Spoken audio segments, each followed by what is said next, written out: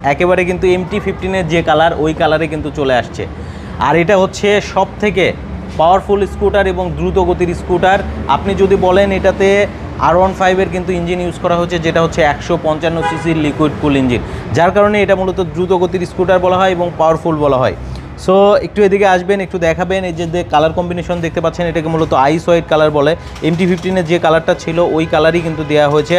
যারা মূলত অ্যারক্স নিতে চাচ্ছেন, আপনি অনলাইনে সার্চ করে দেখবেন, এটার প্রাইস অলরেডি কিন্তু 5,30,000 টাকা অনলাইনে দেখাবে, তাও আবার ওটা কিন্তু আপডেট মডেল না। এটা হচ্ছে 2025-এর একেবারে লেটেস্ট মডেল, লেটেস্ট গ্রাফিক্স এসেছে। পাশে দেখেন আরেকটা ব্লু কালার আছে, এই কালারেও কিন্তু নতুন গ্রাফিক্স সংযোজন করা হয়েছে এবং এটাও মূলত 2025-এর। আর এটা কিন্তু ভার্সন এস, এদিকে একটু দেখাবেন, এই যে লিখাই দেয়া আছে ভার্সন এস।